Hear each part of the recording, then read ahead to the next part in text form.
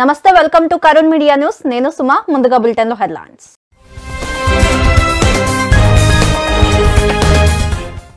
బద్వేల్ ఉప ఎన్నిక బీజేపీకి ప్రతిష్టాత్మకం వైసీపీకి భయపడాల్సిన పని లేదన్న సోము వీర్రాజు చిత్తూరు జిల్లాలో భారీ భూకుంభకోణం 500 కోట్లు విలువ చేసే భూ స్కామ్ కు పాల్పడ్డ అధికారులు పులివెందులలో జగన్ పర్యటన మామ వర్ధంతి సభకు హాజరు కులాలను రెచ్చగొట్టేలా పవన్ వ్యాఖ్యలు రాష్ట్రంలో అభివృద్ధి కనిపించడం లేదా అంటూ ఎంపీ మిథున్ రెడ్డి ఫైర్ పోలవరం నిధులపై ప్రధానితో సీఎం మాట్లాడరేందుకు జగన్ పాలనలో నీటిపారుదల శాఖ నిర్వీర్యమైందంటూ ఉమా ఆరోపణ డ్రగ్స్ వ్యవహారంలో విజయసాయిరెడ్డి ఆయన అల్లుడి పాత్ర డ్రగ్స్ పట్టుబడటంతో కనిపించకుండా పోయారంటూ బుద్ధా వెంకన్న విమర్శలు హుజురాబాద్ బీజేపీ అభ్యర్థిగా ఈటెల రాజేందర్ అధికారికంగా ప్రకటించిన కమలం పార్టీ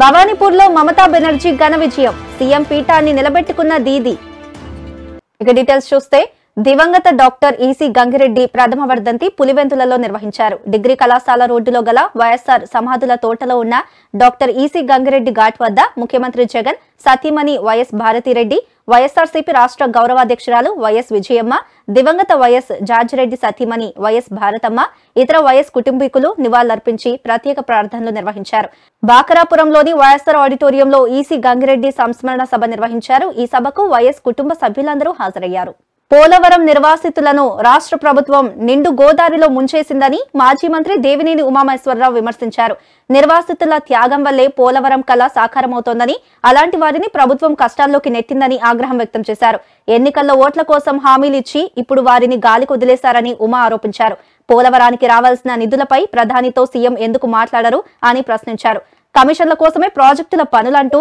నాటకాలాడుతున్నారని విమర్శించారు ఇరిగేషన్ గుర్తుకొస్తూ ఉంటుంది, పోలవరం గుర్తుకొస్తూ ఉంటుంది. గతంలో 14 జూలై రివ్యూ చేశారు, మళ్ళీ అక్టోబర్ 1 రివ్యూ చేశారు. ఈ రివ్యూ చేసిన పుస్తకాలు కూడా సమాచారం కూడా ఎక్కడ కూడా మీడియాకు కానీ బయట పెట్టే ధైర్యం కానీ ఈ రాష్ట్ర ప్రభుత్వానికి లేదు. కనీసం ముఖ్యమంత్రి దగ్గర ఇరిగేషన్ రంగాన్ని గురించి రివ్యూ జరిగింది, పోలవరం ప్రాజెక్టు రివ్యూ జరిగింది, నిర్వాసితుల గురించి ఏమి హామీలు ఇచ్చారు, ఏం చేశారు, ఏం చేస్తున్నామని చెప్పడానికి కూడా రాష్ట్రంలో ఇరిగేషన్ మంత్రి నోరు తెరవడం, ముఖ్యమంత్రి నోరు తెరవడం, పత్రికల్లో మాత్రం చాలా పెద్ద పెద్ద ప్రకటనలు ఇస్తారు. పోలవరం నిధులపై కేంద్రంతో మాట్లాడండి. మరి మీరేం చేస్తారు? తాడేపల్లిలో పనుల్లో వేగం పెరగాలి, పనుల్లో వేగం పెరగాలి, కేంద్రంతో మాట్లాడండి. ఎవరు మాట్లాడాలి కేంద్రంతో? ప్రధానమంత్రి గారి దగ్గరికి వెళ్ళి ఎందుకు మీరు మాట్లాడలేకపోతున్నారు, ఎందుకు భయపడుతున్నారు, ఎందుకు వెళ్ళలేకపోతున్నారు? పోలవరం రివ్యూలో కనీసం నిర్వాసితులకు ఒక పేజీ లేదా? ఒక్క కాగితం, ఒక్క పేజీ రివ్యూలో పోలవరం నిర్వాసితుల గురించి సమాచారమే లేదా? అంటే ఎంత నిర్లక్ష్యం, ఎంత అహంకారం, ఎంత బాధ్యతారాహిత్యం! 1,15,000 కుటుంబాలు, గిరిజనేతర ఆదివాసీ కుటుంబాలు కొండల మీద గుట్టల మీద ఇళ్ళు లేక ఇళ్ళు మునిగిపోయి, గోదావరిలో మునిగిపోయి, పశు సంపద కోల్పోయి, ఇళ్ళు పడిపోయి, ఇస్తానన్న 2,000 కనీసం వరద సాయం కూడా 29 నెలల్లో ఆ డబ్బులు రాలేదు. ఎన్ని మాటలు చెప్పారు జగన్ రెడ్డి గారు? పోలవరం నిర్వాసితులకి 19 లక్షలు ఇస్తాను ఎకరానికని ధర్నాలో చెప్పారు. పాదయాత్రలో ఏం చెప్పారు? 2013 భూసేకరణ చట్టం ద్వారా ఎకరానికి 10 లక్షలు ఇస్తా అన్నారు. గతంలో ఇచ్చిన వాళ్ళకి ఎకరానికి 5 లక్షలు ఇస్తా అన్నారు. 550 కోట్లు జీవో ఇచ్చానన్నారు. ఎవరికి ఇచ్చారు? ఎవరికి వెళ్ళాయి? కనీసం చెప్పే ధైర్యం ఈ ప్రభుత్వానికి ఉందా? ఎంత కబుర్లు చెప్పారు! మీ మాటలు కోటలు దాటాయి, మీ చేతలు గడపలు దాటలా. పోలవరం నిర్వాసితులను నట్టేట నిండు గోదావరిలో ముంచేశారు. ఏపీలోని డ్రగ్స్ దందాలో వైసీపీ ఎంపీ విజయసాయిరెడ్డి ప్రమేయం ఉందని టీడీపీ సీనియర్ నేత బుద్ధా వెంకన్న ఆరోపించారు. డ్రగ్స్ తో సంబంధం లేకపోతే విజయసాయి ఎక్కడున్నారని ప్రశ్నించారు. విజయసాయిరెడ్డి తన పార్టీకి కూడా అందుబాటులో లేరని విమర్శించారు. అతని అల్లుడికి రాష్ట్ర పోర్టులో వాటాలున్నాయని, పోర్టుల ద్వారా వారికి తెలిసే డ్రగ్స్ సరఫరా జరుగుతోందన్నారు. విజయసాయిని విచారిస్తే డ్రగ్స్ విషయం బయటపడుతుందని బుద్ధా వెంకన్న ఆరోపించారు. ప్రజల్లోకి వెళ్ళిన టైం కాంచి ఇప్పటి వరకు ప్రతి చిన్నదానికి పెద్దదానికి ట్వీట్లు పెట్టి ప్రజలతో తిట్టించుకునే విజయసాయిరెడ్డి ఈ విషయం మీద నోరు మెదపడమే కాకుండా నోరు మెదపలేక 10 రోజులు బట్టి అసలుకి వైఎస్ కార్యకర్తలకు కూడా, వైసీపీ కార్యకర్తలకు కూడా దొరకకుండా తిరుగుతున్నాడు. అంటే దీంట్లో విజయసాయిరెడ్డి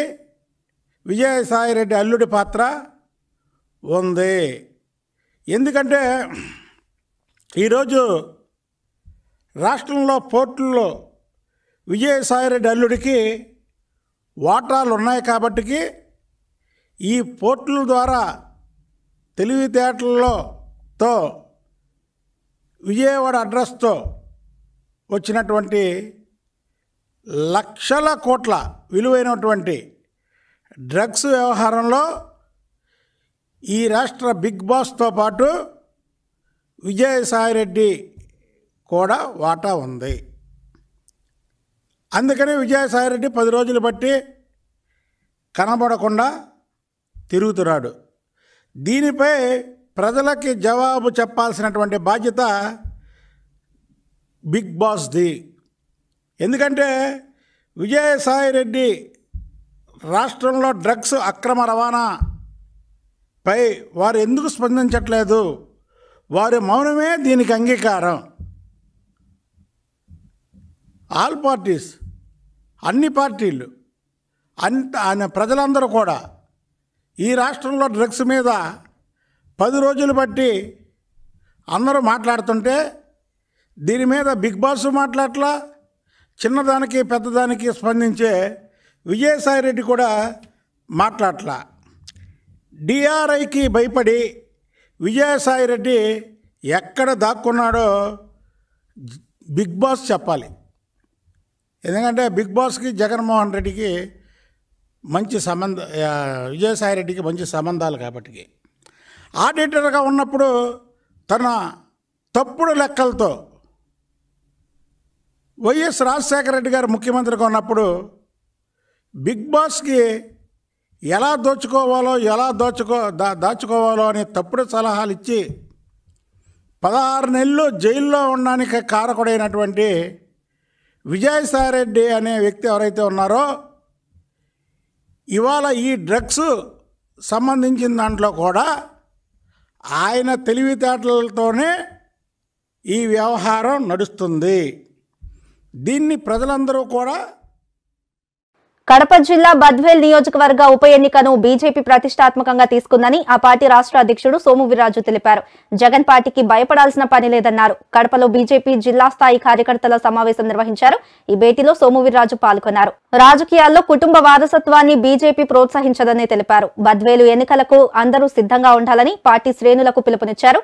7 ఏళ్లుగా నిధులిచ్చి ప్రధాని మోదీ ఆంధ్రప్రదేశ్ ను అభివృద్ధి చేస్తున్నారని స్పష్టం చేశారు. రాష్ట్రంలో ఈ 7 ఏళ్ల అభివృద్ధిపై చర్చించడానికి బీజేపీ సిద్ధమని పేర్కొన్నారు. జగన్ చంద్రబాబుకు చర్చించడానికి సిద్ధమా అని సోము వీర్రాజు సవాల్ విసిరారు. వారి ఎడ్యుకేషన్ మీదే దేశానికి ఎంత ప్రతిభగా అయితే సర్వీస్ ఇచ్చారో డిఫెన్స్లో, ఎయిర్ ఫోర్స్లో, అదేవిధంగా విద్యకు కూడా నేనంత సర్వీస్ ఇవ్వాలి అని అనేక డిగ్రీలు చేశారు వారి పెద్దలు. వారు చేసిన ఆ డిగ్రీలన్నీ చదివితే ఎడ్యుకేషన్ మీద నాకు చాలా ఆనందం వేసింది. అంటే ప్రతిరోజు వారు ఒక దీక్షతో పనిచేస్తున్నారనిపించింది. దేశం కోసం ఆ రోజు ఎంత దీక్షతో ఉన్నారో అదే పట్టుదలతో సమాజంలో ఉండి అప్పుడు బోర్డర్లో ఉన్నారు. ఇప్పుడు సమాజంలో ఉండి ప్రతిరోజు సమాజం కోసం పని చేయాలి అనే ఆలోచనతో వారు, అలానే పెద్దలు, వేదిక మీద ఉన్న పెద్దలు, బబ్బూరి గారు మాట్లాడుతూ చెప్పారు, మనం ఈవేళ ఈ కార్యక్రమాన్ని ఏర్పాటు చేయడంలో పార్టీ ఆలోచించిన తీరు గురించి, దేశాన్ని రక్షించే వ్యవస్థ, అలానే దేశాన్ని పోషించే వ్యవస్థ, రైతు సైనికులు మీరిద్దరిని గౌరవించాలి అని ఒక కార్యక్రమాన్ని ఏర్పాటు చేసుకున్నాం. 75 సంవత్సరాలు పూర్తయిన సందర్భంగా దేశవ్యాప్తంగా 75 కార్యక్రమాలు చేయాలి మనం అనే ఆలోచన కూడా మన పార్టీ నిర్ణయించడం జరిగింది. అందులో భాగంగా ఈ కార్యక్రమాన్ని చేస్తున్నాం. ఈ కార్యక్రమాన్ని అన్ని చోట్ల నిర్వర్తించాలి రాష్ట్ర వ్యాప్తంగా. దానికి కూడా ఒక కమిటీని వేయాలి. కొంతమంది ఉత్సాహంతో ఈ కార్యక్రమాన్ని నిర్వర్తిస్తామని ముందుకొచ్చిన పెద్దలు ఉన్నారు. వారి ఆధ్వర్యంలో ఒక కమిటీని ఏర్పాటు చేసి ఈ సంవత్సరం పొడవునా కొన్ని కార్యక్రమాల్ని చేయడం కోసం పాటలు కూడా రాయించే పరిస్థితి ఒకటి తీసుకుంటున్నారు. ఈ విధంగా ఈ కార్యక్రమాలన్నీ ఎందుకు చేయాలి? సమాజంలో అనేక సమస్యలతో సమాజం ఉంటుంది, ప్రధానికం ఉంటారు. ఇలాంటి సందర్భాల్లో ఒక ఉత్తేజపూరితమైనటువంటి కొన్ని అంశాల్ని ప్రజానీకంలోకి తీసుకువెళ్ళవలసిన బాధ్యత. వైసీపీ ప్రభుత్వ అరాచకాలతో రెడ్లు కూడా సతమతమవుతున్నారని జనసేన పార్టీ అధినేత పవన్ కళ్యాణ్ వ్యక్తం చేసిన అభిప్రాయం అక్షర సత్యమని మాజీ మంత్రి సోమిరెడ్డి చంద్రమోహన్ రెడ్డి పేర్కొన్నారు. ఎన్నో ఆశలతో జగన్ ను నెత్తిన పెట్టుకున్న రెడ్లు ఇప్పుడు బాధపడుతున్నారని సోమిరెడ్డి వెల్లడించారు. జగన్ అరాచక పాలనతో తమ సామాజిక వర్గం భ్రష్టు పట్టిపోయిందని ఆవేదన చెందుతున్నారని వివరించారు. అధికారంలోకి వచ్చాక భజన పరులకు పదవులు కట్టబెట్టడం తప్ప జగన్ ఒరగబెట్టిందేమీ లేదని విమర్శించారు. యథేచ్ఛగా కొనసాగుతున్న అకృత్యాలకు ఎంతో మంది రెడ్లు బలైపోతున్నారని సోమిరెడ్డి పేర్కొన్నారు. ఎస్సీ, ఎస్టీ, బీసీ, మైనారిటీ ప్రజలతో పాటు అగ్రవర్ణాల వారు కూడా వైసీపీ నేతల దుర్మార్గాలతో నష్టపోతున్నారని విమర్శించారు. కులంతో సంబంధం లేకుండా ఏపీ మొత్తం జగన్ బాధితులతో నిండిపోతోందని వ్యాఖ్యానించారు. పవన్ కళ్యాణ్ చెప్పినట్లు రెడ్లకు ఈ అరాచకాల నుంచి మినహాయింపు లేదని పేర్కొన్నారు. జనసేన అధ్యక్షుడు పవన్ కళ్యాణ్ కులాల మధ్య చిచ్చురేపుతున్నారంటూ రాజంపేట ఎంపీ మిథున్ రెడ్డి ఫైర్ అయ్యారు. పవన్ కళ్యాణ్ కులాల్ని రెచ్చగొడుతూ రాజకీయాలు చేస్తున్నారని ఆరోపించారు. రాష్ట్రంలో జరుగుతున్న అభివృద్ధి ఆయనకు కనిపించడం లేదా అని ప్రశ్నించారు. సీఎం జగన్ ఇచ్చిన మాటకు కట్టుబడి మేనిఫెస్టోలోని హామీలను అమలుపరచడం పవన్ కు కనిపించడం లేదా? అగ్రిగోల్డ్ బాధితులకు న్యాయం చేసిన ఘనత సీఎం జగన్ కే దక్కుతుందన్నారు. బద్వేలు ఉప ఎన్నికల్లో పోటీ చేయకుండా గతంలో తిరుపతి ఎన్నికల్లో జనసేన పోటీకి దూరంగా ఉంటూ టీడీపీకి మద్దతు ఇచ్చిందని విమర్శించారు. చిత్తూరు జిల్లాలో భారీ భూకంపకోణం వెలుగులోకి వచ్చింది. 2300 ఎకరాలకు తప్పుడు డాక్యుమెంట్లు సృష్టించి ఆన్లైన్ వెబ్ ల్యాండ్ కు ఎక్కించారు. ఈ స్కామ్ కు సంబంధించి ఇప్పటిదాకా 6గురిపై కేసు నమోదు చేసి 5గురిని అరెస్టు చేసినట్లు తిరుపతి సిఐడి డీఎస్పీ రవికుమార్ తెలిపారు. ఈ భూముల విలువ 500 కోట్ల రూపాయలు ఉంటుందని అంచనా వేశారు. యదమరి మండలం గొల్లపల్లి రిటైర్డ్ వీఆర్ఓ గణేష్ పిల్లై ఈ అక్రమాలకు ప్రధాన సూత్రధారిగా అనుమానిస్తున్నారు. జూలై 1, 2009లో ఒకే రోజు ఆన్లైన్ లో ఎక్కించి అక్రమాలకు పాల్పడ్డట్టు అధికారులు గుర్తించారు. సంవత్సరము మే నెలలో కొంతమంది వ్యక్తులు సోమల ఎంఆర్ఓ గారిని కలవటం జరిగింది. కలిసి వాళ్ళు కొన్ని ఆన్లైన్ పత్రాలు అంటే అడంగలు 1B పత్రాలని ఎంఆర్ఓ గారికి చూపించి మాకు సర్వే నెంబర్ 459 పెద్దూపురపల్లి అనే గ్రామంలో మాకు ఈ భూములు ఉన్నాయని చెప్పి ఆ పత్రాలను చూపించి పట్టాలు అడగడం జరిగింది. అయితే ఉన్న విస్తీర్ణం కంటే ఎక్కువ ఉండటంతో యాక్చువల్గా 45 ఏకర్స్ ఉంది. దాంట్లో 45.42 ఏకర్స్ ఉన్న ఆ సర్వే నెంబర్లో సుమారు 160 ఎకరాలు పైచిలకు భూములకి వాళ్ళు పట్టాలు అడగటం జరిగింది. అప్పుడు అతనికి అనుమానం వచ్చి ఉండేది 45 కదా, మరి వీళ్ళు ఎక్కువ అడుగుతున్నారనే ఉద్దేశంతో దీన్ని కొంచెం ఎంక్వైరీ చేసి చెప్తానని చెప్పి ఆయన ఫీల్డ్ వెరిఫికేషన్ చేసి రికార్డ్స్ అన్ని వెరిఫై చేస్తే అవి 45 ఎకరాలుగానే తేలింది. ఈ ప్రధాన ముద్ద ఎవరైతే ఉన్నారో గణేష్ పిల్లయ్య అనే అతను, ఆయన విఆర్ఓగా 184 గొల్లపల్లి యాదమరి మండలంకి ఆయన పనిచేసేవారు.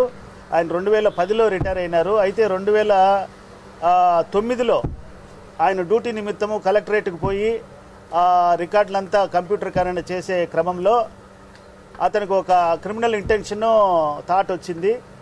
మనం ఎందుకు ఈ విధంగా ఫేక్ డాక్యుమెంట్ తయారు చేసుకొని ఆస్తులను తయారు చేసుకొని కంప్యూటర్లో ఎక్కించుకోకూడదు, ఆన్లైన్లో ఎక్కించుకొని వాటి ద్వారా అడంగల్స్ ఈ 1Bలు అన్నీ సేకరించి వాటిని వేరే వాళ్ళకి అమ్మి ఎట్లా సొమ్ము చేసుకోవచ్చు అని ఒక క్రిమినల్ ఇంటెన్షన్తో వాళ్ళ కొడుకు మసూదన్ ద్వారా, అతని కంప్యూటర్ నాలెడ్జ్ ఉంది, అతని కొడుకు ద్వారా ఒక నకిలీ పత్రాన్ని సృష్టించినారు. ఆ నకిలీ పత్రము మీకు చూపిస్తాను ఇప్పుడు. అతని స్టాంప్ పేపర్లో ఇది మేము నేను అరెస్ట్ చేసినప్పుడు సీజ్ చేసిన డాక్యుమెంట్ ఇది. ఉదాహరణగా ఇది చూడండి, ఇది నకిలీ పత్రం. ఇది ఫోటోస్టాట్ కాపీ. దీన్ని ఒరిజినల్ వేరే మ్యాటర్ని తీసేసి జెరాక్స్ తీసినాడు. ఇది అన్ని పేపర్లు కూడా ఇన్ని జెరాక్స్ తీయించి వాళ్ళ కొడుకుతో రాయించినాడు. ఇది నెల్లూరు జిల్లాలోని నెల్లూరు రూరల్ పరిధిలో గల నక్కా గోపాల్ నగర్లో పేదల గుడిసెలు తగలబడ్డాయి. కొందరు గుర్తు తెలియని దుండగులు గుడిసెలకు నిప్పంటించినట్లు స్థానికులు చెబుతున్నారు.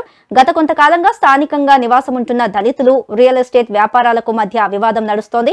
ఈ క్రమంలో ఇలా గుడిసెలు తగలబడటంతో పలు అనుమానాలకు తావిస్తోంది.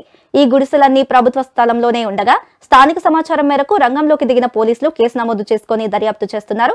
ఇంత జరుగుతున్న ప్రభుత్వ అధికారులు, పోలీసులు ఏం చేస్తున్నారంటూ స్థానికులు తీవ్ర ఆగ్రహం వ్యక్తం చేస్తున్నారు. ఘటనా స్థలికి వచ్చిన పోలీసులతో స్థానికులు వాగ్వాదానికి దిగడంతో ఉద్రిక్తత నెలకొంది. మమ్మల్ని చంపేదానికి ప్రయత్నించారయ్యా పోలీసులు అన్ను చూసుకొని.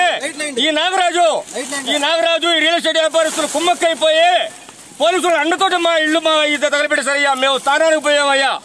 మేము రోడ్డు మీదకి చిల్లర సామాన్ తీసుకునే పోయామయ్యా. కూడుకూర వండుకుందామని మేము చిల్లర సామాన్ కోసం పోయామయ్యా. రోడ్డు మీదకి అంగళ్ళ కాడికి పోయి వచ్చి లోపలి మీద తగలబెట్టేశారయ్యా మా ఇల్లు. అయ్యా చూడండి అయ్యా, చూడండి అయ్యా. నాగరాజు సుబ్బారావు రియల్ ఎస్టేట్ వ్యాపారస్తులయ్యా. వాళ్ళు కొంతమంది కుమ్మక్కైపోయారయ్యా. ఈ పోలీసు అండదండలతోనయ్యా.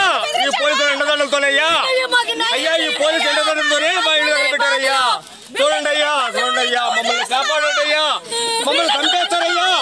మమ్మల్ని చంపేస్తే ఇళ్ళనయ్యా బాధ్యులు. వాళ్ళ మీదనే కేసులు పెట్టారయ్యా. ఏం కేసులు పెడతాము? పోలీసులు వాళ్ళు స్వచ్ఛైపోయారయ్యా. పోలీసులు తొత్తైపోయారయ్యా. వాళ్ళకి ఇక్కడ మేము గురి చెప్పుకునేము, మా బాధలు గురి చెప్పుకునేము, మా బాక్సూరికి వెళ్ళిపోతున్నామయ్యా. మేము మాకు చెప్పుకున్నామంటే ఒక మాదిగోడు కూడా లేకపోయారు కదయ్యా. అక్కడ మాదిగోడు కూడా తగలపెట్టేశారయ్యా మా ఇళ్ళు అయ్యా. మేము ఇప్పుడు దాకా పని చేసుకున్నామయ్యా. చిల్లరగడ్డకు పోయామయ్యా చిల్లర సామాన్ తెచ్చుకునే కోసం. చిల్లర సాగుడు కోసం పోయేసరికి మా ఇల్లు తగలపెట్టేశారయ్యా. ఇళ్ళు పోలీసులు అన్నదన్నతోనయ్యా తగలపెట్టేశారయ్యా మాది. అయ్యా కుయ్యం వస్తుంటే వాళ్ళు ఏదో పోతుంటారు అనుకున్నామయ్యా. మేము వాళ్ళు వచ్చి పోలీసు వాళ్ళు రోడ్డు మీద ఉంటే ఇక్కడ రౌడీ మొగలు వచ్చి మా ఇల్లు తగలపెట్టేశారయ్యా. ఈ రౌడీ మొగలు తగలపెట్టేశారయ్యా. చూసేసారు అమ్మాయిని కొట్టారయ్యా. చూడండి మా ఇల్లు తగలపెట్టేశారయ్యా. అయ్యా మేము వదలు చెప్పుకున్నామయ్యా. మాకు మాలమ్మాది కూడా ఊరు లేకపోదయ్యా అధికారులు. మేము చెప్పుకుందామంటే మాలమ్మాదికి లేకపోయారు కదయ్యా అధికారులు. మేము చెప్పుకుందామంటే అందరూ ఓసీలు అదర్ క్యాస్టులు లేకపోయాయ్యా. ఈ పోలీసు వాళ్ళు రక్షణగా ఉంటారులే, మమ్మల్ని కాపాడతారులే, పేదల ప్రజలు కాపాడతారులే, రక్షణగా ఉంటారులే అనుకుంటే వీళ్ళు వాళ్ళకి అండదండలుగా ఉన్నారయ్యా. ఈ రియల్ ఎస్టేట్ వ్యాపారస్తులకి అండదండలుగా ఉంటారు కానీ పేద ప్రజల కోసం అండదండలు కదా వీళ్ళు పోలీసు వాళ్ళు. వాళ్ళు చూడండి అయ్యా మా పనులు తగలపెట్టేశారయ్యా.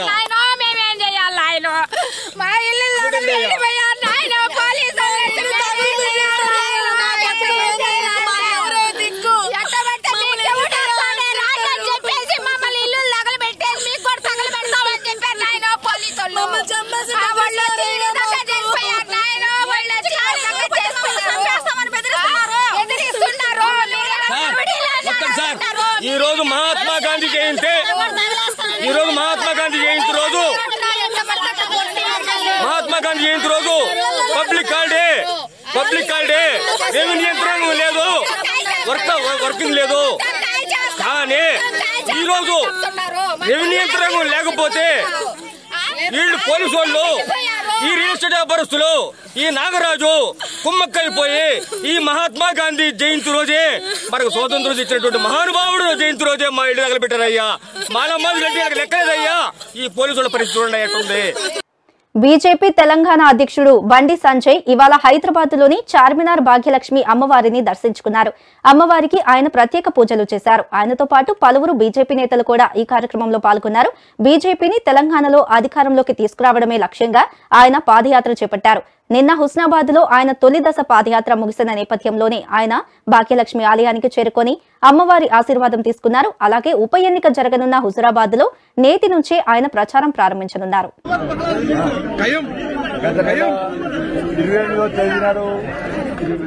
ఆగస్టు 28వ తారీఖు నాడు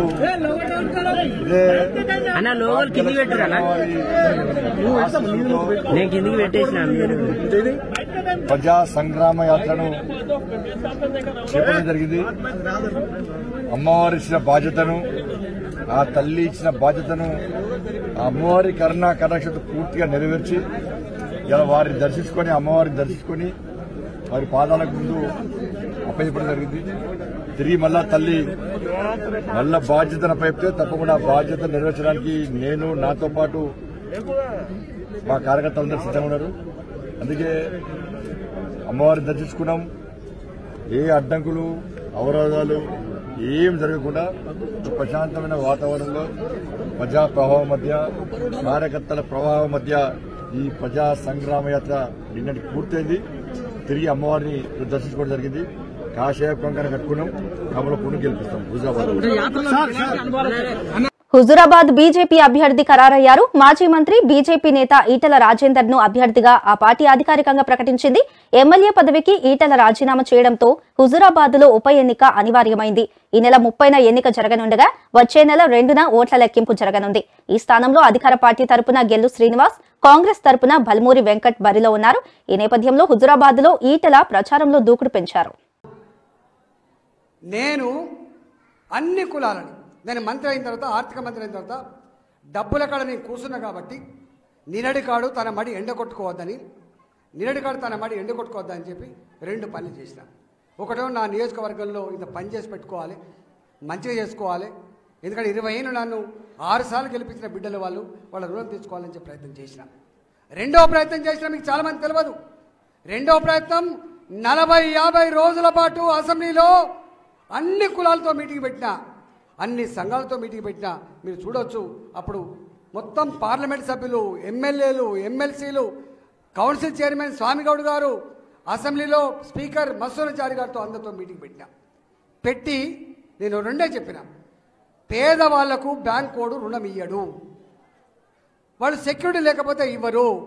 ఒకవేళ ₹1,00,000 లోన్ ఇవ్వాలంటే ₹1,00,000 నగదు డిపాజిట్ చేస్తే తప్ప ఇవ్వడు, మళ్ళీ కుదరబెడితే తప్ప ఇవ్వడు. బ్యాంకు మెట్టు కూడా ఎక్కనివ్వడు. ఒకవేళ ప్రభుత్వం ఇవ్వదలుచుకుంటే బ్యాంకులతో సంబంధం లేకుండా 50,000 ఇస్తావా, 1,00,000 ఇస్తావా, 2 లక్షలు ఇస్తావా, మీరు అట్లా ఇవ్వండి అని చెప్పి ప్రతిపాదన పెట్టే బిడ్డ ఈ బిడ్డ గుర్తుపెట్టుకో. ఇవాళ అనేక కులాలకు ఎట్లయితే స్కీములు ఇచ్చినవో, నా రజక సోదరులకు కూడా రవీంద్ర భారతిలో ఎగ్జిబిషన్ పెట్టి మా వాళ్ళు ఇంకా మూటలు పోసుకునే పరిస్థితి రావద్దని, మా వాళ్ళు ఆ మురికి బట్టలు ఉతుకుతుంటే నెత్తి మీద నోట్లో పడద్దని, మా వాళ్ళు కూడా చదువుకున్న బిడ్డలు ఉన్నారని, మా వాళ్ళకు కూడా తెలివితేటలు ఉన్నాయని వాళ్ళకు మిషన్లు ఇప్పించాలని చెప్పి మొట్టమొదటిసారి ప్రతిపాదన చేసి 250 కోట్ల రూపాయలు ఇచ్చి మోడ్రన్ లాండ్రీలు పెట్టించిన బిడ్డ ఈ బిడ్డ గుర్తుపెట్టుకో. వీడికి ఆ పని చేశాడు. కొంతమందికి ప్రతిపాదించిన డబ్బులు లేక ఇవ్వలేకపోయినాం, కానీ తపన మాత్రం ఉండే. నేను ఒకటే మిమ్మల్ని అడుగుతున్నా, ఇవాళ ప్రభుత్వం, ముఖ్యమంత్రి కేసీఆర్ ఏమంటాడు? ఈటల రాజేందర్కి వెళ్తే ఏమవుతుందా రేపు? ఏమి రాదంటాడు. అంటే ఏం పనికిరాడు నేనుగా. పనికొచ్చే మనిషి కాదా నేను? అరే ఈటల రాజేంద్ర అంటోడు మన బిఎస్ రామన్ గారు ఒక రాత రాశాడు. ఏందో తెలుసా? ఈటల రాజేంద్ర అంటోడు రాజీనామా చేస్తే భర్తలు చనిపోయిన ఆడపిల్లకి పెన్షన్లు వచ్చినాయి. ఈటల రాజేంద్ర అంటోడు రాజీనామా చేస్తే వడ్లు కొంటా ఉన్నారు. ఈటల రాజేంద్ర రాజీనామా చేస్తే దళిత బంధు వచ్చింది.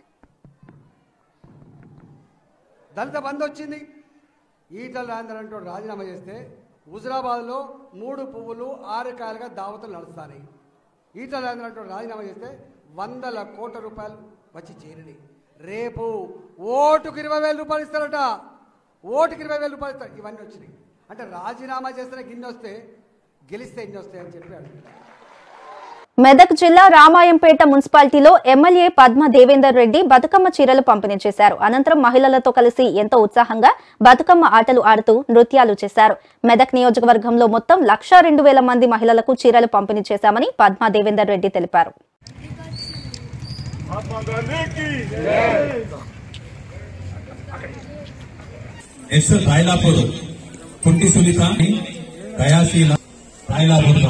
సంబంధించిన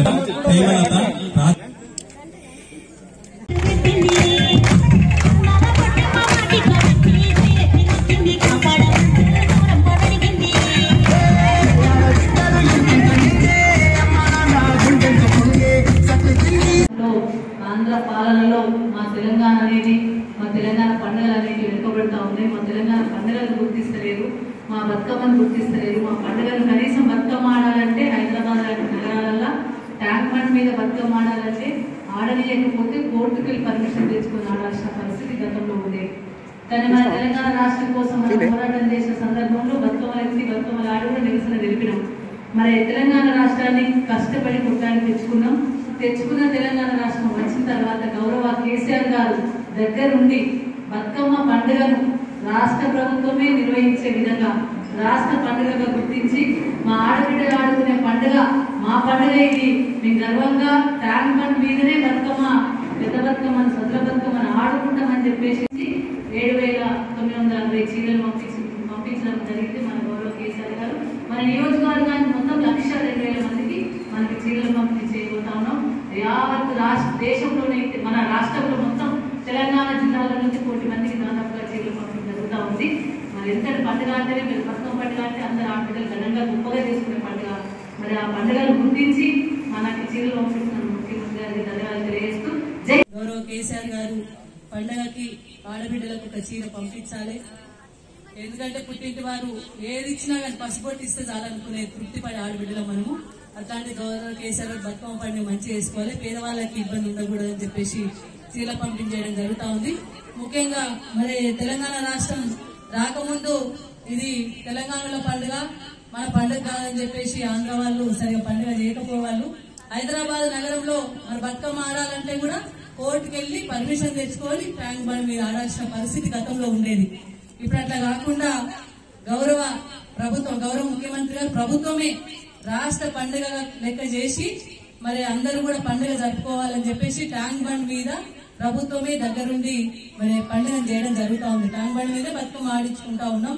గ్రామాలలో కూడా బతుకమ్మ ఆడుకోవడానికి లైట్లు గాని చెరువులలో మెట్లు గాని కట్టించేసి ఆడబిడ్డలకు కూడా ఒక చీర పంపించడం ఆనవాయితీగా మన గౌరవ కేసీఆర్ గారు చేస్తా ఉన్నారు.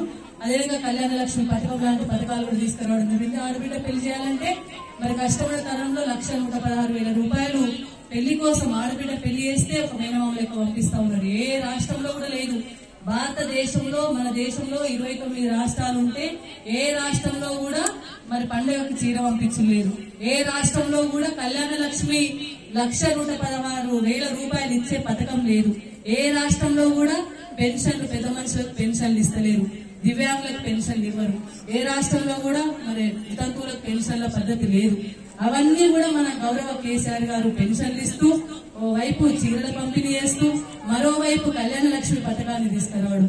అంతేకాకుండా ఆడబిడ్డల కోసం మంచినీటి కోసం ఉంది, కష్టం ఉన్నదని చెప్పి గతంలో మనం ఒకసారి యాడ్ చేసుకోవాలి. కరెంటు కష్టాలు, నీళ్ల కష్టాలు. కరెంట్ అయితే 3 గంటలు 4 గంటలు వస్తుండే, ట్యాంకు నిండకపోతుండే. మొగోళ్లకు సైకిల్ ఇచ్చి బండ్లు ఇచ్చి నీళ్ల బిందెలు కట్టి పంపించకపోను. బతిరాలు వేసి ఎసరు పెట్టుకున్నామంటే నీళ్లు ఉండకపోవు.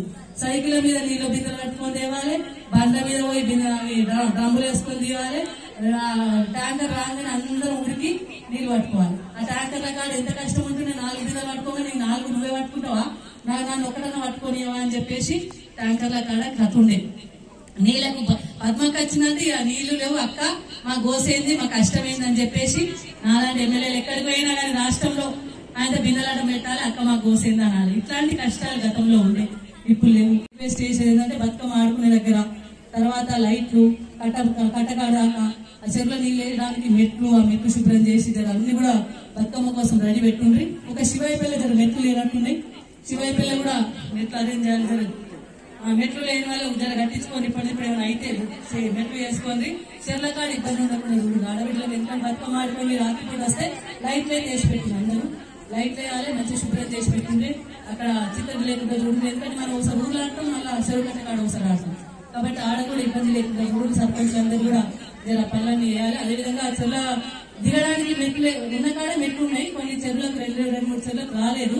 ఆ చెరువుల మెట్ల దగ్గర మెట్ల ఏర్పాటు, మట్టిలో మెట్ల ఏర్పాటు చేయాలి. తప్పకుండా వచ్చేసరికి ఆ మెట్లను కూడా కట్టించుకుందాం, మనం ఆ ఇరిగేషన్ వాళ్ళకి చెప్తా అట్లా కూడా మెట్లు కూడా కట్టించుకుందామని చెప్పి తెలియజేసుకుంటూ, మరి ఇప్పుడు చీరలు ఇచ్చేటప్పుడు ఏ గ్రామాన్ని అయితే పిలుస్తామో ఆ గ్రామ సర్పంచ్లు వచ్చి, ఎంపీటీసీలు వచ్చి వాళ్ళకు చీరలు ఇప్పియాలని అందరు కూడా ఇస్తారమ్మా ఇక్కడ. ఎందుకంటే అన్ని ఒక 4 ఇచ్చి నేను టౌన్ లో కూడా చీరల పంపిణీ పెట్టిండ్రు, ఒక కొద్ది మందికి ఇచ్చి నేను ఎంత మిగతా వాళ్ళందరికీ కూడా దగ్గర ఉన్న అందరూ కూడా ఎంపీడీఓ గారు ప్రతి ఒక్కరికి ఇక్కడ వచ్చిన అందరికీ మన మండలానికి 7,960 చీరలు ఇవ్వడం జరుగుతూ ఉంది. అంటే దాదాపు ఒక 40 చీరలు తప్ప 8,000 మండలానికి, టౌన్ కాకుండా.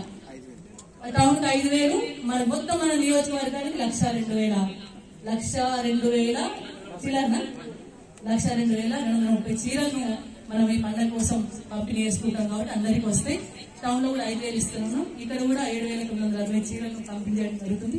అందరు కూడా ప్రతి ఒక్కరు కూడా వస్తాయి, అందరూ కూడా చీరలు తీసుకోవాల్సిందిగా విజ్ఞప్తి చేస్తూ జై తెలంగాణ. తెలంగాణలో ప్రజలు ప్రశ్నిస్తే ఉక్కుపాదంతో అణచివేస్తున్నారని టీపీసీసీ అధ్యక్షుడు రేవంత్ రెడ్డి ధ్వజమెత్తారు. ప్రజలు ఉద్యమకారులను ద్వేషిస్తున్నారన్నారు. నిన్న హైదరాబాద్ లో నిర్వహించిన నిరుద్యోగ జంగ్ సైరన్ నిరసన సందర్భంగా లాఠీ చార్జీలో గాయపడిన కార్యకర్తలను రేవంత్ పరామర్శించారు.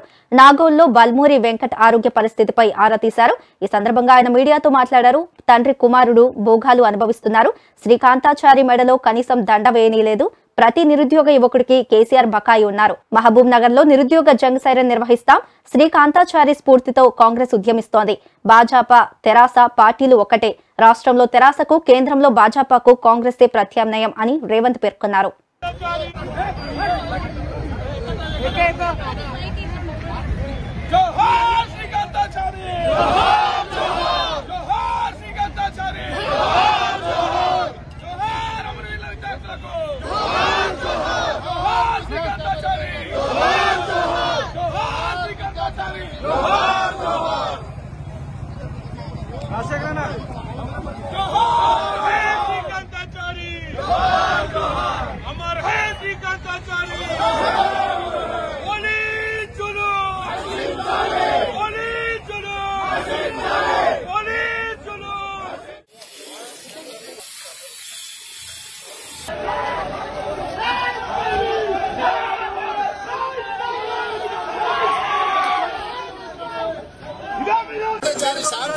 ఆత్మాత్మని చేసుకోవడం ఎవరి మీద దాడి చేయలే కదా. ఈ రోజైనా మేము పోయి నివాళులు అర్పిస్తామంటే కేటీఆర్ కేసీఆర్ అనుమతి ఎందుకు? ఇప్పుడు మీరు చట్టపరంగా చేస్తే ఏం కాగితం ఉందో నాకు చూపి. మీ చట్టాన్ని మీరు పోలీసులు ఉల్లంఘిస్తే ఇది ఎక్కడ వాళ్ళ కోర్టుకు రావాల్సి వస్తుంది. నువ్వు సిఐ గారు, నువ్వు ఈ రోజు మాట్లాడుతున్నా, నువ్వు గుర్తుపెట్టుకో. ఓరల్ ఇన్స్ట్రక్షన్స్ తోని నేను ఒక ఎంపీని నా ఎంపీ యొక్క విధులు నిర్వర్తించకుండా అడ్డుకుంటే మిమ్మల్ని ప్రివిలేజ్ మోషన్ మూవ్ చేసి ప్రాసిక్యూషన్ కి ఇనిషియేట్ చేస్తాం. మీరు ఇది కూడా గుర్తుపెట్టుకోరు. 2009 నవంబర్ 29 నాడు శ్రీకాంతాచారి ఆత్మ బలిదానం చేసుకున్న తర్వాతనే తెలంగాణ రాష్ట్రం వచ్చింది. మొట్టమొదటి బలిదానం చేసుకున్న శ్రీకాంతాచారిని స్మరించుకోవడం తెలంగాణలో ఏమన్నా నిషేధమా? అతను ఏమన్నా తీవ్రవాద కసబా? అతను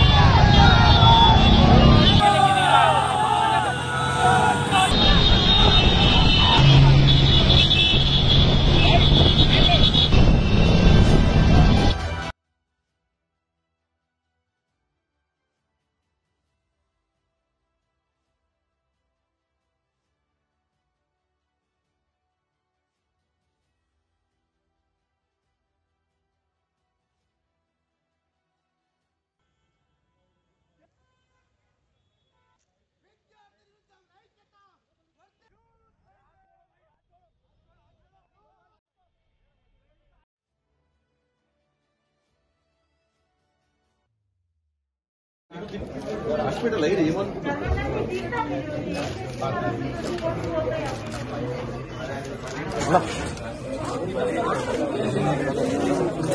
పండుకోనా ఎంతకు రాన్నా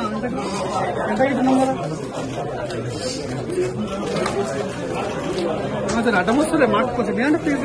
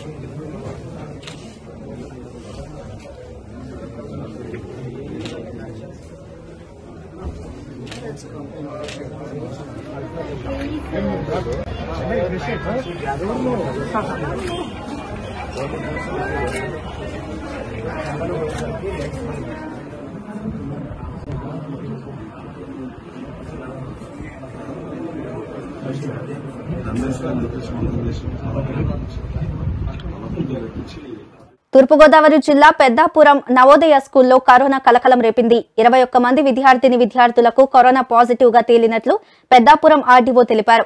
ప్రభుత్వ ఆదేశం మేరకు నవోదయ స్కూల్లోని 70 మంది పిల్లలకు కరోనా పరీక్షలు చేయగా 21 మందికి పాజిటివ్ వచ్చినట్లు అధికారులు తెలిపారు.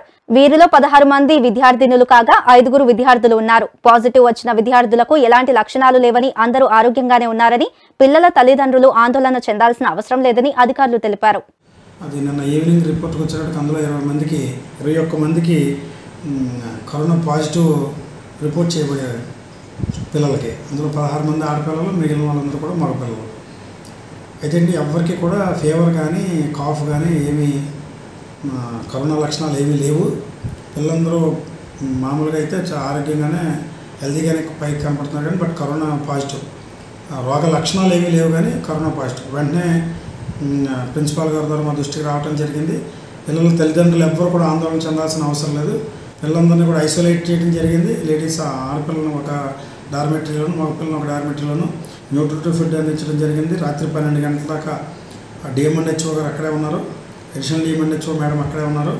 అందరికీ కూడా టెస్టులు జరుగుతున్నాయి. ఇప్పుడు ఇవాళ కొన్ని రిజల్ట్స్, కొంతమందికి రిజల్ట్స్ ఇవాళ ఈవినింగ్ కల్లా వస్తాయి. సో టోటల్గా పరిస్థితి అంతా అదుపులోనే ఉంది. ఎవ్వరూ కంగారు పడాల్సిన అవసరం లేదు. నవోదయాలోకి టోటల్గా ఎంట్రీ అంతా కూడా నిషేధించబడింది. బయట నుండి వారెవరు కూడా బయటికి రావట్లేదు. ఈవెన్ తల్లిదండ్రులు కూడా మేము అందులోకి రావద్దని చెప్పేసాం అందరికీ. పిల్లలు కూడా వాళ్ళ తల్లిదండ్రుల ఇళ్ళకి పంపించే అవకాశం లేదు. పూర్తి నెగిటివ్ వచ్చి వారు తిరిగి ఆరోగ్యవంతులైన తర్వాత వాళ్ళ తల్లిదండ్రులను వాళ్ళు కలుసుకుంటారు. అంతవరకు కూడా ప్రత్యేకమైన శ్రద్ధ తీసుకోవడం జరుగుతుంది. ఒక అంబులెన్స్ని ప్రత్యేకంగా హాస్టల్ దగ్గర పెట్టడం జరిగింది. ఒక డాక్టర్ని పెట్టడం జరిగింది. 8 మంది నర్సులు ఉన్నారు అక్కడ. ఎనీ అర్జెన్సీ వచ్చినా సరే ఇమీడియట్గా చేయడానికి ప్రభుత్వ ఆసుపత్రిలో అన్నీ కూడా రెడీ చేయడం జరిగింది. బట్ అంత క్రిటికల్ సిచ్యువేషన్ అయితే రాదు. పిల్లలందరూ హెల్తీగా ఉన్నారు. ఎవ్వరు కూడా ఆందోళన చెందక్కర్లేదు. ముఖ్యంగా పెద్దాపురం నగర ప్రజలు ఎవరు ఆందోళన చెందాల్సిన అవసరం లేదు. హాస్టల్ ఊరికి చాలా దూరంలో ఉంది. ఆ హాస్టల్కి ఊరికి కూడా పెద్దగా అంటే రాకపోకలు పెద్దగా లేవు. ఇప్పుడు వాటిని రెస్ట్రిక్ట్ చేశారు. ఉదయం డిఎస్పీ గారు నేను స్వయంగా వెళ్ళి అవన్నీ చెక్ చేయడం జరిగింది. సో ఎవరు ఆందోళన చెందాల్సిన అవసరం లేదు. పరిస్థితి అంతా అదుపులేదు. తూర్పుగోదావరి జిల్లా అనపర్తిలో రాష్ట్ర రెడ్డి కార్పొరేషన్ డైరెక్టర్ సత్యరామకృష్ణారెడ్డి బర్త్డే సందర్భంగా రాంబాబు యువసేన ఆధ్వర్యంలో మెగా రక్తదాన శిబిరం ఏర్పాటు చేశారు. రక్తదాన శిబిరాన్ని ఎమ్మెల్యే డాక్టర్ సతీ సూర్యనారాయణ రెడ్డి ప్రారంభించారు. ఈ కార్యక్రమంలో వైసీపీ శ్రేణులు పెద్ద ఎత్తున పాల్గొని పెద్ద ఎత్తున రక్తదానం చేశారు. ఈ సందర్భంగా రాంబాబు యువసేన సభ్యులను సత్యరామకృష్ణారెడ్డి అభినందించారు.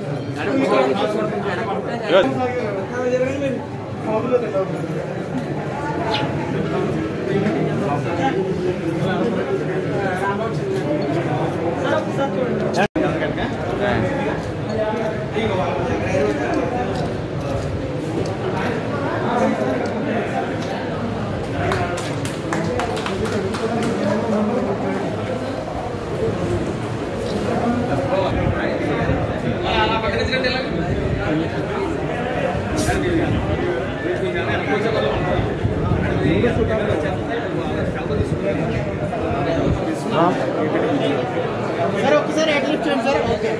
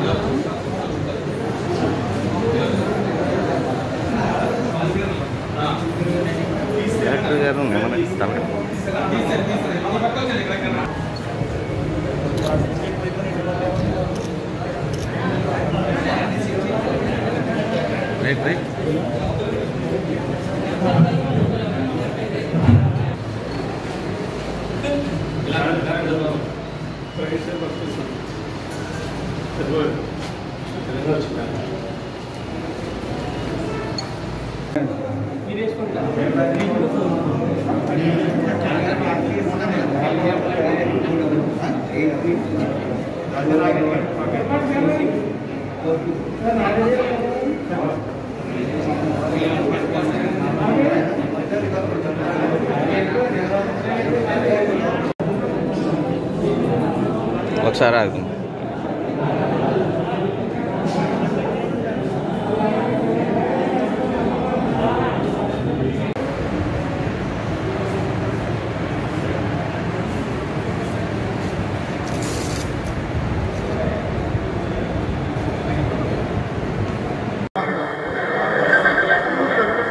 అందరికీ నమస్కారం. ఈరోజు రాంబాబు యువసేన శ్రీ రామకృష్ణ సేవా సమితుల యొక్క సంయుక్త ఆధ్వర్యంలో 11వ రక్తదాన శిబిరంలో పాల్గొని రక్తదానం చేస్తున్నటువంటి ప్రతి రక్తదాతకి కూడా నిండు మనసుతో కూడుకున్నటువంటి ఆర్థిక శుభాభినందనలు తెలియజేసుకుంటూ కూడా ఈ సమాజంలో ఉన్నటువంటి ప్రతి వ్యక్తి కూడా వారి యొక్క సామాజిక బాధ్యతను గుర్తించి కరోనా కాలంలో రక్తం యొక్క నిల్వలు తగ్గిపోతున్నటువంటి నేటి కాలంలో ప్రతి ఒక్కరూ కూడా బాధ్యతగా రక్తదానం చేసి ప్రాణాపాయ స్థితిలో ఉన్న వారికి పునర్జన్మనివ్వాలని చెప్పి కోరుకుంటూ సెలవు తీసుకుంటాం.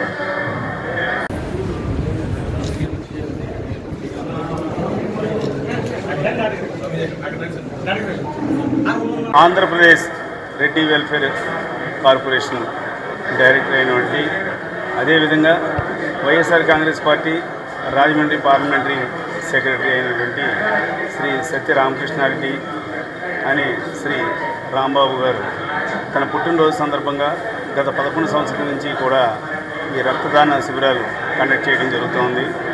రాంబాబు యువసేన సభ్యుల సహకారంతో ప్రతి సంవత్సరం మినిమం 100 మంది బ్లడ్ డొనేషన్ చేస్తూ ఉన్నారు.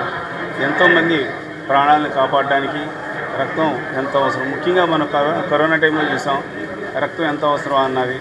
అదేవిధంగా ఎమర్జెన్సీగా పేషెంట్లకు కానీ లేదంటే యాక్సిడెంట్లు అయినప్పుడు కానీ ఈ అనపర్తి చుట్టుపక్కల గ్రామాలకు సంబంధించి ఎవరికి బ్లడ్ అవసరం వచ్చినా కూడా ఈ రాంబాబు యువసేన ఆధ్వర్యంలో ఈ బ్లడ్ డొనేషన్ చేయడం, అదేవిధంగా మీరు స్టోర్ చేసినటువంటి రోటరీ క్లబ్ నుంచి ఎవరికి కావాల్సినా కూడా వెంటనే మరి బ్లడ్ అరేంజ్ చేస్తున్నటువంటి రాంబాబు గారిని వారి యువసేన సభ్యుల్ని కూడా ప్రత్యేకంగా అభినందిస్తూ రానున్న రోజుల్లో కూడా ఇటువంటి సమాజ సేవా కార్యక్రమాలు మరిన్ని చేయాలని కోరుకుంటున్నాను. పశ్చిమ బెంగాల్ ముఖ్యమంత్రి మమతా బెనర్జీ భవానీపూర్ ఉప ఎన్నికల్లో ఘన విజయం సాధించారు. తన సమీప ప్రత్యర్థి బీజేపీ అభ్యర్థి ప్రియాంక టిబ్రేవాల్ పై భారీ ఆధిక్యాన్ని నమోదు చేశారు. తొలి రౌండ్ నుంచి మమత ఆధిపత్యం కొనసాగింది. రౌండ్ కు దీదీ మెజారిటీ పెరిగి 50,000కు పైగా చేరింది. ఈ విజయంతో ఆమె సీఎం పీఠాన్ని నిలబెట్టుకున్నారు. గత అసెంబ్లీ ఎన్నికల్లో నందిగ్రామ్లో ఓడిపోయిన మమతా బెనర్జీ ఈసారి భవానీపూర్ నుంచి బరిలో నిలిచింది. సీఎంగా కొనసాగాలంటే తప్పక గెలవాల్సిన ఈ ఎన్నికల్లో మమత విజయం సాధించారు. ఇవి bulletin updates. Keep watching Karun media news.